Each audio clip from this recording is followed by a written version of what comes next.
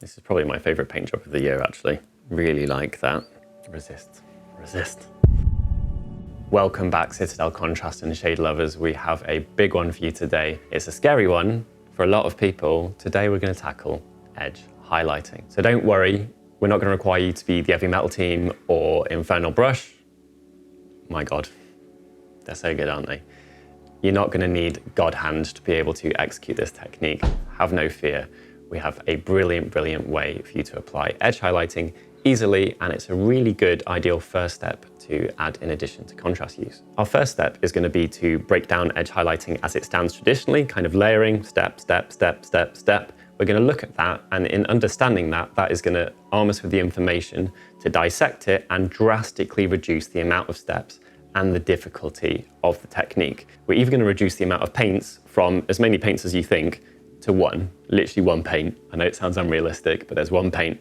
We are applying all of that to edge highlighting, and my God, can it look good. This is the ideal companion piece to our last video, which did really well, and a lot of you commented on, so do feel free to go and check that out afterwards. It's not required watching, but we do take repeated Citadel shade and contrast steps from that. More on that coming up very shortly. Again, this is a universal technique. You can edge highlight anything that exists in miniature painting, so you can apply it wherever you like, and you can apply it fast using the ways that we've compacted, or slower and a bit more fancy on characters. In fact, what I learned from the carapaces in this video, I just applied to this model, and I can pretty happily say that that's probably my favorite thing that I've painted this year. I'm really, really pleased with this. So yeah, right from your basic troopers to your characters, this is really, really brilliant information. As ever, if you have any questions at all, please just ask. The reason that we're doing our videos like this now is we want to arm you with the understanding of the why, so that you can apply things universally and more easily in the future, really upping your level of understanding of painting in general, not just for contrast, but we're sneaking some techniques in until we leave the contrast behind. Anyway, final thing, we're using an S00 in this. We get that question asked a lot. It's a very good small brush for detailing. If you're not a sub, please consider subscribing. We're getting pretty close to 100K, which is very exciting. And when we hit it, I'll probably do something stupid, like paint an army in one sitting. I do owe you guys a 40K army. Anyway, hopefully you're ready for all of my big claims to be made true. Fingers crossed. Let's jump in and change the way that you paint forever. So for method number one, I'm going to do exactly what I spoke about in our last video. I'm going to mix up the first coat from this one, which is our subject of the last video, with contrast paints, and I'm going to use that to tint a kind of bony color, and we'll use that to do some traditional layering. Now layering, much like it sounds, is where you put down one layer of paint, and then what you do to highlight over that is you put down a layer that covers slightly less, a layer that covers slightly less, and a layer that covers slightly less, until you've shrunk to the point where you're happy with it. You can just do this once, you can do it multiple times, you can paint your entire model like this. This is how edge highlighting works. Make sure there's no dust in my dish. A little bit of the very, very strong Imperial Fist.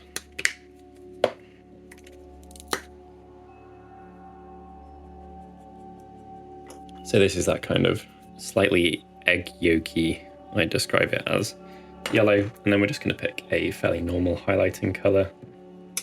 Keep things pretty simple. You can use an ivory, you could use Screaming Skull, you could use anyone's kind of bony colored light paint.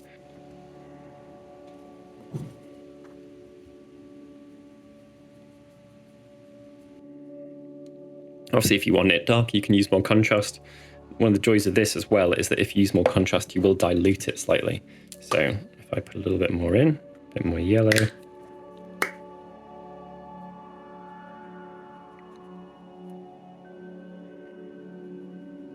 bit more orange. Contamination police are already on it. Now, straight away, I'm already mixing techniques. I'm not doing an opaque layer of paint here. It's a little bit more forgiving, and actually, you could argue this is kind of a little bit like glazing. So what I'm going to do is I'm just going to pop some fairly chubby highlights down.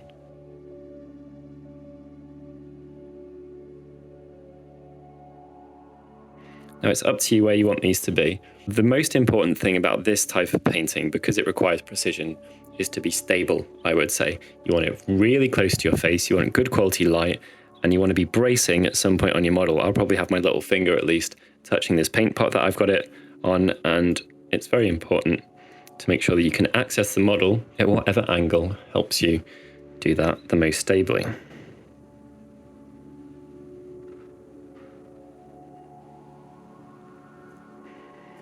Now, even though this is an old brush, I'm very used to its behavior because I use it for base coating, so I'm kind of okay with being able to control stuff. And I actually don't want a really, really narrow tip on it. That's coming up later. As far as the amount of paint that goes on my brush, you don't want it blobbing off. It's a very technical term here, but see what I mean? That's okay. If you saw how easily it left onto my skin there, that was too much. Now I'm going to pull the brush to a little bit of a point. And then, like I said, bracing stably, we're just going to travel down the areas that we want to be highlighted. And for us, on this one, that is basically every single edge. You can push, you can pull. Do not drag your brush like this. Try and use it point down, you'll have more control there, unless you're actually catching the edges, in which case you'll use the side of your brush. I'll show you that now. Try and get it literally side on. It's a bit of a hard angle for me here for the camera as well.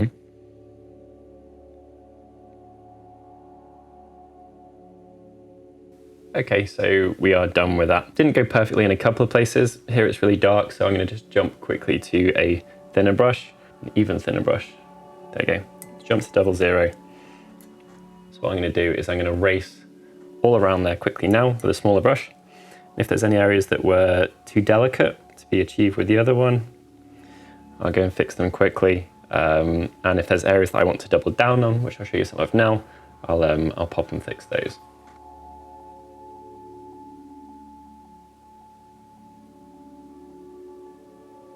So for example, the edges here.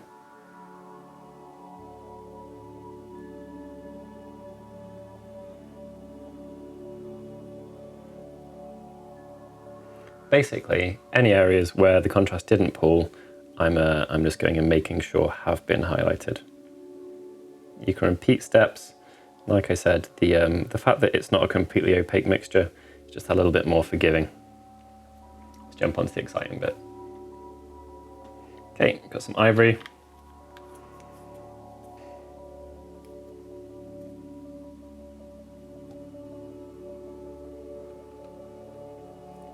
Now, obviously, if you need to test out whether it's brighter, your hand is just there, so we're good. Make sure I've not got too much on the brush. Again, my thumb's gonna look beautiful by the end of this. And then what we're gonna do is we're going to place lines within our previous lines. So we want to cover less of it. And like the previous ones, we're gonna end our strokes where we'd like it to be the lightest. So that's normally kind of coming off the area. As far as these go, generally if it's a straight line, we're going to be starting within the body and then pulling back towards the very edge.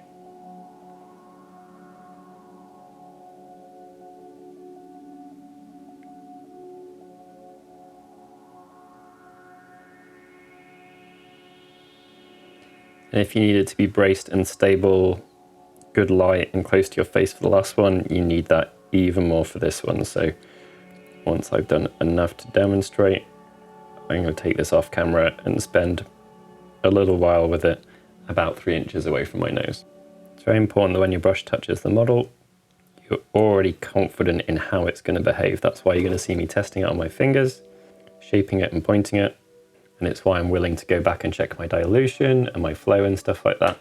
So I want it to leave nice and easily and predictably. And that's what all this testing is for. My thumb's going to be completely covered by the end of this, and that is absolutely fine. Cool. All right, it's going to take a little while. Probably the most timely step now. The first one was faster and looser. This is kind of the biggest neat step, I would say. Beginning to look pretty good.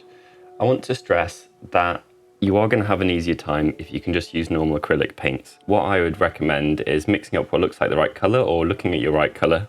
Just find the color you have that is the closest to it, and then use the minimal amount of contrast possible or another color possible to help get there. If you're just using layer paints, you can mix up as much as you like. But for example, if I were to take, I've got Flash Gets Yellow here, here's my palette. So our quest is just to get to that color. Therefore, kind of obviously now it looks like we need to add a little bit of an orange. We could use Fugan, or we could add a bit of Troll Slayer or something like that. I'll try Troll Slayer.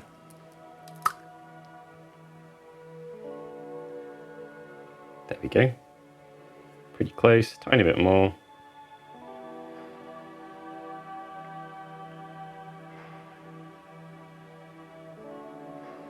That's it. So we've got a really close color match as highlight. So if if it's not exact, it really doesn't matter that much. But that's how I go about it. Just use your previous color as a starting point. You can of course use the contrast method if you want, but you might find that you get some slightly weird behavior, because if you've got a very high proportion of contrast in there, it's going to make it a little bit more tricky. So I'm going to use this mix, add some bone to it, and we'll get on for our final highlights. I finished one tiny section here just to see how it'll look. I think it looks pretty cool. So it does take time, but I mean, we know that edge highlighting looks good, right? GW have trained us for that.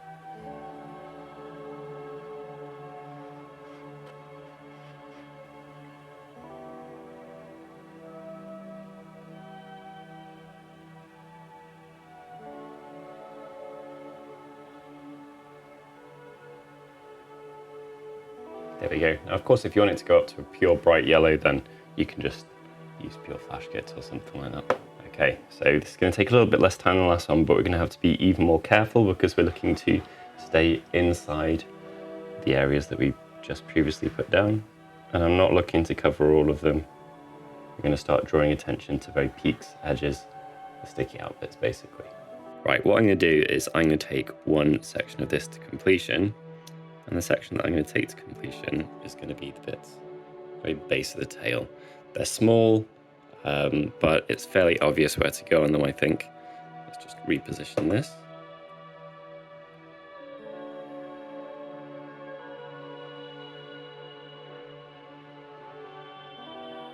Remember, if you slip in terms of getting anything too much in the shadows, you can just go back and apply your shades. And actually, that's quite a nice trick for neatening up edge highlights that have got too fat.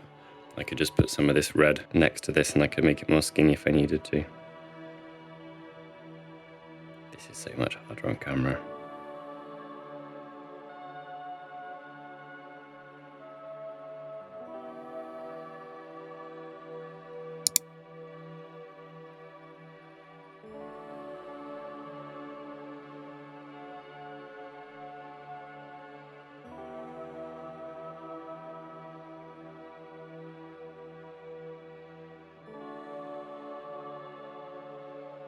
Pretty simple. Shrink it, add a little bit more bone.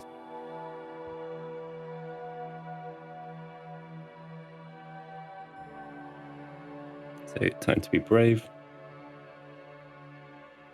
Basically going to go pure.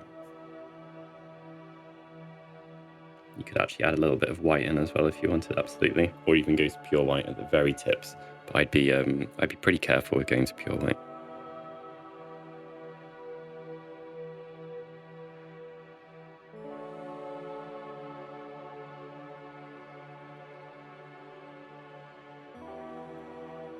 There you go. So obviously it's a lot of work, but my God, does it look tasty.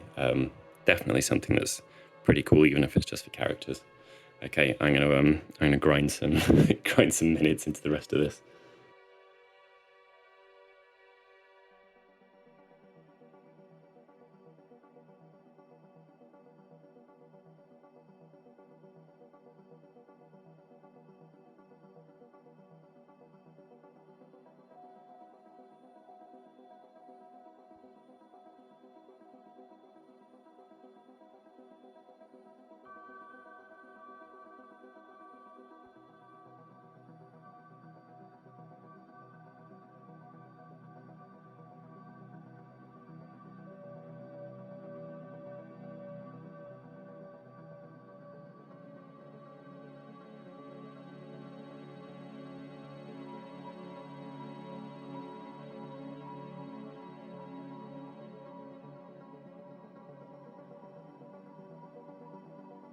Obviously that took a fair amount of time. I mean, it looks great, pretty pleased with it. Could have done it better. Honestly, I cannot overstate how much easier it is not on camera. So maybe I'll include like a side shot of exactly how close to my face this would be, how I brace my elbows and stuff like that. This is how I would edge highlight. This is probably how you should edge highlight. And if you want steady hands and you want a good back, it's really, really helpful. You do not need a gaming chair for this, and in fact a stool like I paint on, or a little box or something, whatever helps you get your elbows to where they're resting, or your wrist wherever they're resting, and keeps your back straight. That's a good idea. Okay, so we've done traditional edge highlighting. That looks pretty good. What's important about this? What is important is that we have an area that was larger, and we've shrunk it, and we've shrunk it, and we've shrunk it, and we've gone to a crisp point. That's quite a lot of steps though, and each of them is required to be quite good and quite precise. Steps are not what adds time to painting, precision is what adds time to painting. Like doing stuff right in the lines, it's not something you should be afraid of, but objectively it's going to add time. Because unless you're painting Jesus, you can't do edge highlighting like this. There's very few people who can edge highlight with huge precision at really, really high speeds. So what if you just have to put 1 or 2 edge highlights down, and it doesn't matter nearly as much whether they're perfect or not. We're not going to deal with mixing paints. I said we're going to use one paint. We're literally going to use one paint for this and a couple of contrast. So what if you don't have to mix paints, and when you put something down, it doesn't matter if it's not perfect. All right, let's jump into the technique itself. Reduce steps, flexibility with contrast, and the ability to tint it any color you like. Let's go. I'm going to use 2 colors here. These are the contrasts it was. This one for the main, this one for the X Factor. Check out our last video if you don't know what I'm talking about. So this is going to go into the recesses a few more times. I'll use that to kind of push things, make them deeper. And then we're going to do what I would call some traditional Tyranid highlighting on this, where you just put a lot of lines kind of running backwards.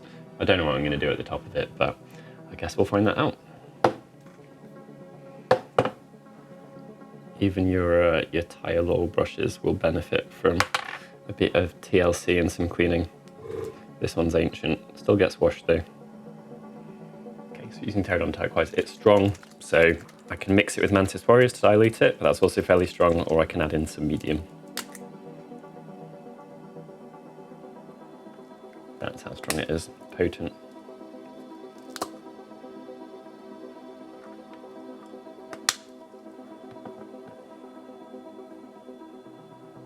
I might actually jump to a shorter brush than this. It's the length that I'm kind of concerned with. Yeah, it's the brush you all have seen in the last video. This is my tired stubby 1M, which I find useful a surprising amount of the time actually. I really, really like it.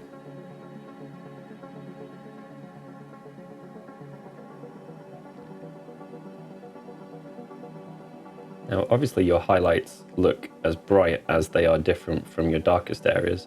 So one way to make your highlights look brighter is to have your dark areas be darker. So we're just pushing our contrast with contrast here to give ourselves an easier job of having kind of punchy, striking highlights in the future. Ending our strokes where we want it the most, cleaning fluff off.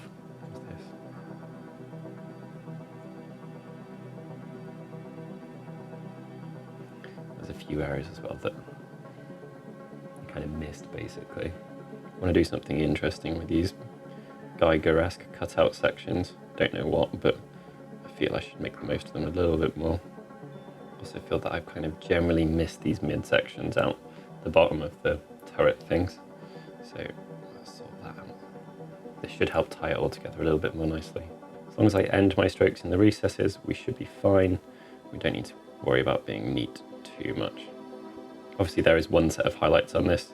I'm just going to be doing exactly what I did with those, but a bit fatter. Contrast takes longer to dry than normal paint, so make sure before moving on, this is 100% dry. You can use a hairdryer if you need. Okay, so highlight time. I'm going to use greenish white from AK. Basically, you want any pastel green here. You can mix a white with an existing green. Because you want something that is very, very close to white, you could just put a dot of contrast in. Anything will tint white pretty easily. I'm going to start off with a smaller brush. I might well move to a bigger brush pretty soon, but we'll see how this goes. Cannot multitask while I'm trying to paint straight, obviously. What I'm trying to do is basically, I'll draw an exaggerated one on my nail. People love my nails.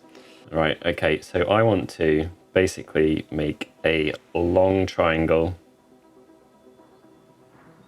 with my highlights that gets a bit fatter towards the base, and the reason for that is that I want to leave myself room to highlight within that.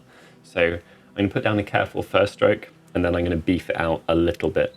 Now this is going to look a little bit heavy-handed, but don't worry about it. We'll fix that with some wizardry in a little bit. You might also be wondering why my highlights are so green when I said that I used this paint before. All will be revealed. Try and keep the very point with a tip, but don't try to fix it too many times. I just go for acceptable with anything like this, especially if you're repeating. Repetition is going to do a lot for you. You do not need each individual thing to be perfect, and in fact, Trying to fix stuff by making it bigger often leads you into issues. You know, just going, oh, I'll fix that, I'll fix that, I'll fix that. Soon we'll have gone too far and we should have just left it at stage 1.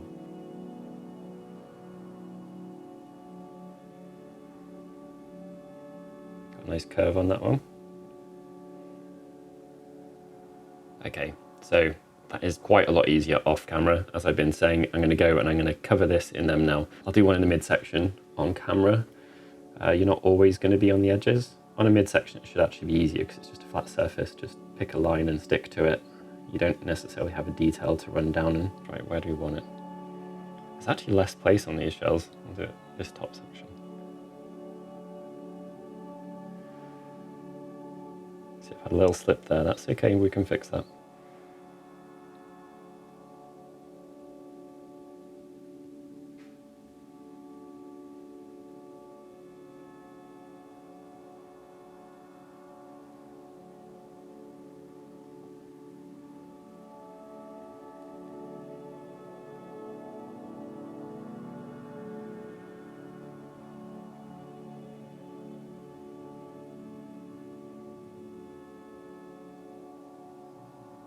Okay, it's already looking pretty striking. It's far too white. Don't worry, next step's gonna fix it.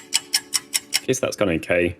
Didn't quite know what to do up here. Looks pretty striking at the moment. We're about to dull it down a bit. The worst part of most of my strokes is at the end, so I'm gonna quickly give this a not too fancy edge in exactly the same way that we have been. I'm gonna apply this with the edge of the brush, and the most important thing is that the paint that's on there leaves easily, so let's not muck around.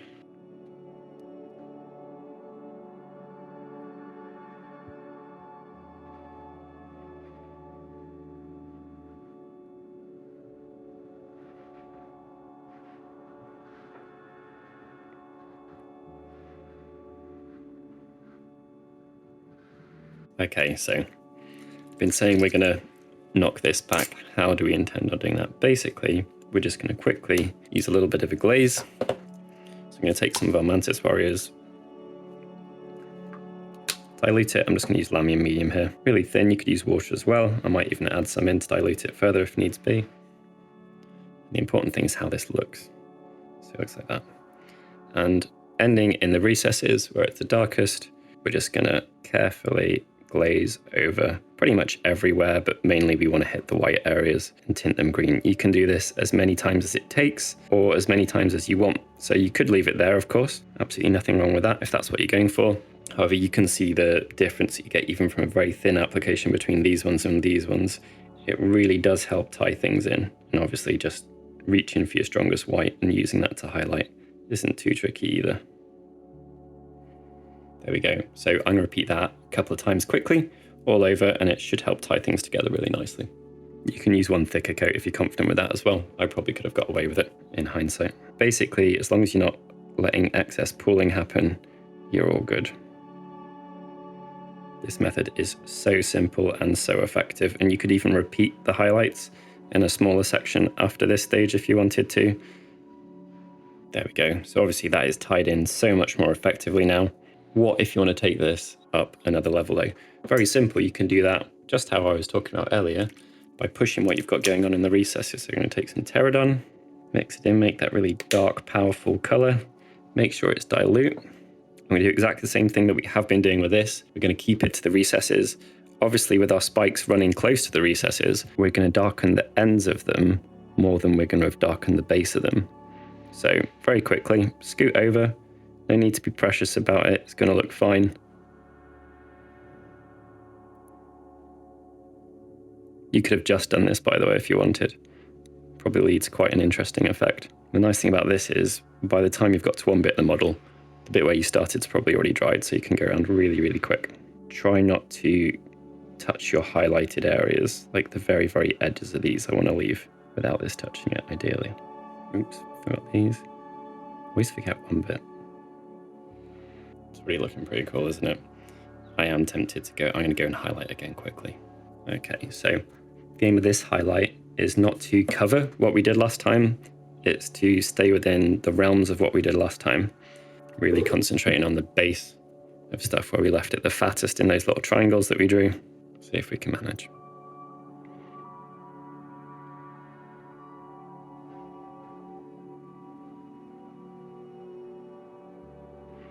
It's kind of a bit easier when you've got a guide down. Obviously, the fatter you do the first steps, the easier this would be. So I definitely could have done them a little bit broader. I'd be having an easier time now. And even if they look a bit nuts, chubby, if you did do them broader, the moment you glaze them a few times, things look way, way, way better anyway. Glazing is magic, it's completely underused, and it's definitely not as hard as people think. In just a couple of confident strokes.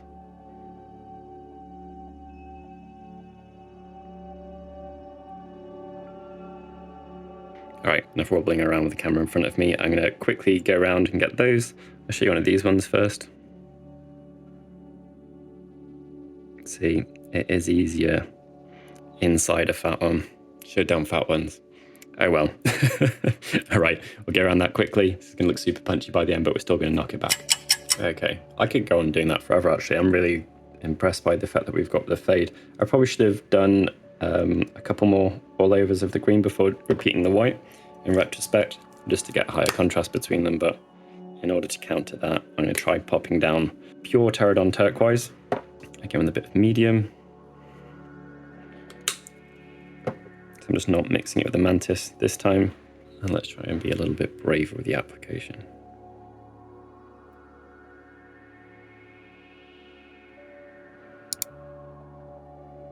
Cool, that works. Pop a tiny bit of Imperial Fist in here. Soften it carefully. And let's tint the very ends of our bits. Not really bright.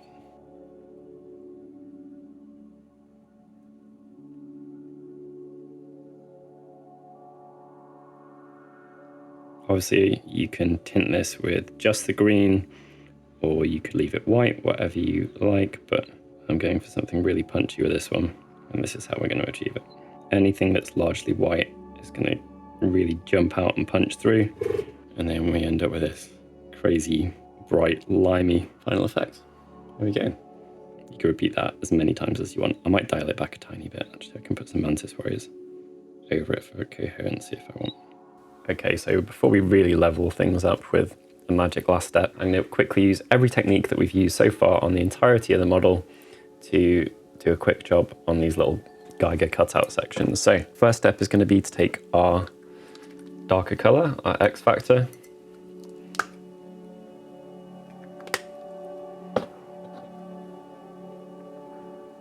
and I'm carefully going to wash this in the top and the bottom, around the edges, but pushing towards the top and the bottom.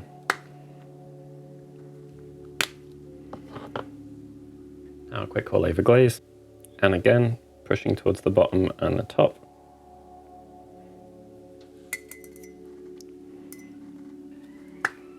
Take a bit of the yellow, making that really punchy lime green. There we go. Easy. Right, final step, once that's 100% dry. Now this is something that is generally underused in our hobby, that's varnish. So if that looks cool, we want it deeper and darker. A good way to test out if you're gonna like how this looks, which is completely safe, obviously, just pop some water down on it. I really like what that adds in terms of depth there. So let's dry that off, get down some varnish. Just gonna use water to dilute this. One drop will probably do the entirety of the model, I'm guessing. Decent sized brush, this is an old 3. We've already cleaned it. Making sure it's clean is extremely important. And then let's give this a coat all over. If you don't want the other areas of your model to be shiny, then do try and avoid going over the edges with this. Just hit the bit that you do want to be shiny. I've used satin here, which isn't the shiniest, but it should do. Especially brush on. You tend to, you always get a more glossy effect brushing stuff on rather than airbrushing or stippling or any other type of application. Cool. That's really added to it. Let that dry fully and then come back and have a look. That looks great. I'm just going to paint the rest of the model black, I think, to kind of help it pop out. Pink brain would look legit next to that, and I'm pretty tempted, I must say, actually. All right, there we go. So we've got a varnished and not equivalent here. Varnish would look great on this too. I just think Carapace is such a perfect place for it. And that kind of depth that you add to the colors, you really do. You bring them up, it looks as if they're You know, they're fresh and not quite dried yet in terms of their vibrancy. Popping it next to something matte, being the matte black from Vallejo, that makes it look more shiny and deep as well, so you can get quite a nice kind of juxtaposition between the two. That's pretty cool, right? I really like that fade. You don't have to fade colors, obviously, and in fact, in our next one, we're not fading colors. I just wanted to show the ability to change from one thing to another with a blend that looks quite good without even feeling like you're blending or transitioning colors whatsoever. If you want to reduce steps from this dramatically, just use thicker contrast and less steps.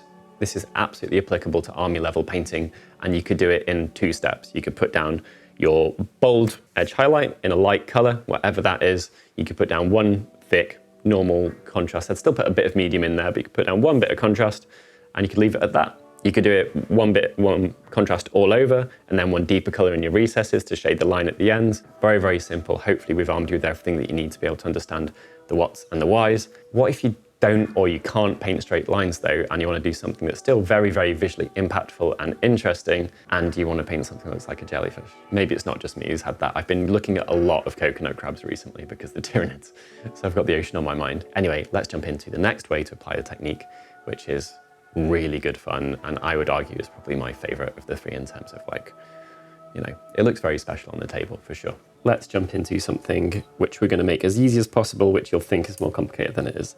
I promise you, the end result of this will not match up with how easy it is to achieve or how forgiving it is to achieve. So just using pastel green here. I could use pastel blue.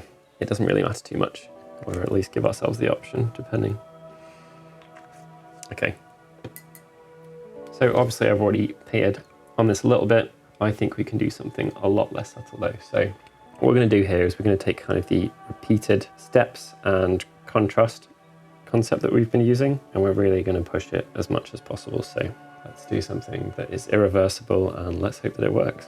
You can see that I've been highlighting with dots. Let's take that a little bit further. So what I'm going to do is I'm just going to make a blobby organic pattern. You could use a toothpick and dot this. It's slightly easier in some ways, but slightly harder insofar as the thing that you're holding paint on doesn't really want to hold paint. So there's pluses and there's minuses, but the dots are quicker. They'll end up quite uniform though, which I don't know whether that's a plus or a minus, to be honest. So this organic pattern we're popping down is going down all over.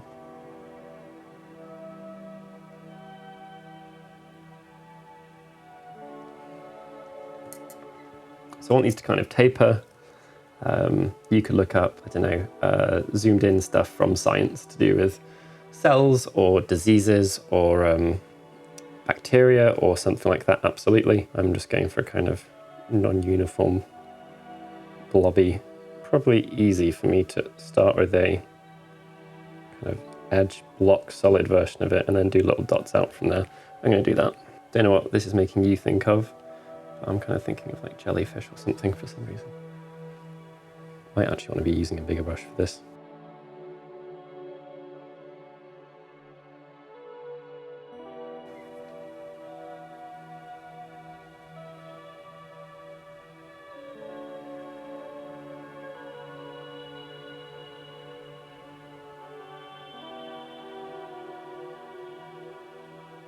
Okay, so work with whatever brush you're comfortable with. This could be lines, it could be dots, it could be crosshatches, it could be any kind of freehand shape you like. So here we are. The important thing with this is to be confident but to not blob. So I'm going to show you what that means. So whatever size of brush helps you achieve the size of blobs, or sorry, I can't use that word. Okay, so you don't want splotches of paint that look like paint splotches. Your eyes will recognize them, especially on a miniature. So what you're looking to do is replicate the natural world. And so whatever brush helps you do that, whether it's a small but old one with a slightly splayed tip or anything, rock on with. So I'm going to show you, if I put a fat line that looks like an edge highlight down this, it will look like an edge highlight. If I dab at it and rotate my brush, I'm just leaving tiny dots on it. So this is a very, very old, retired, I think it's a triple zero. What I'm using is I'm using this to dab in areas around the model where I want to kind of taper off to something smaller.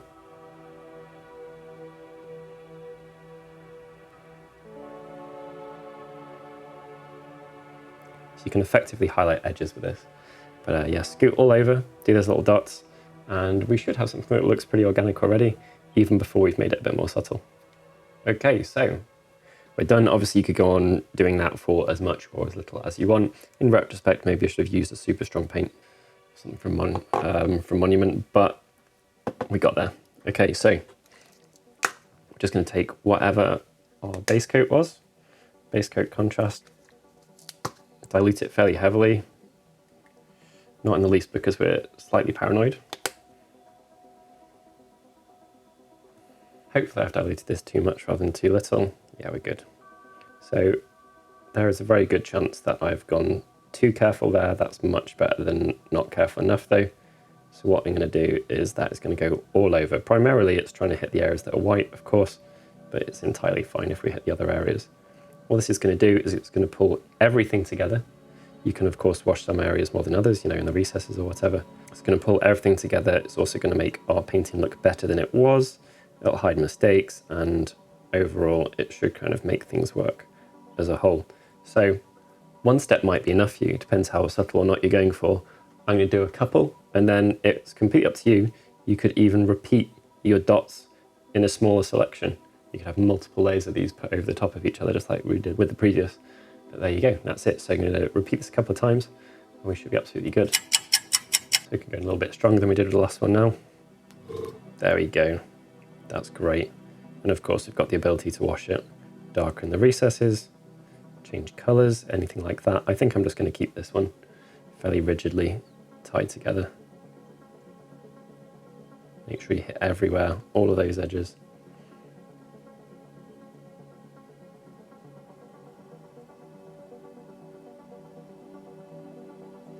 Amazing. That really does look great. Super pleased with that.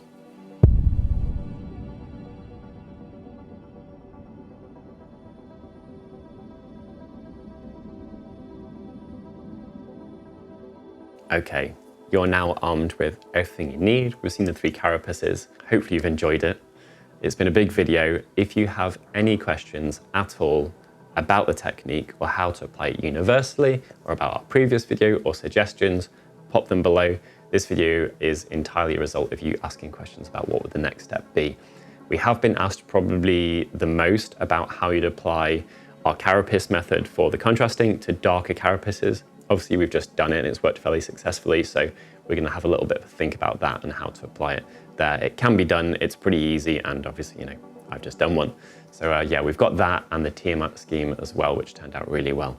That's pretty much using like blacks and whites in contrast. It doesn't look like it, but we've done a lot of work on that to kind of work our understanding of how to apply contrast at a higher level on smaller details rather than massive dragons. So plenty more to come. If you've got any suggestions, pop them below. And again, if you're not subscribed, we're pretty close to 100K.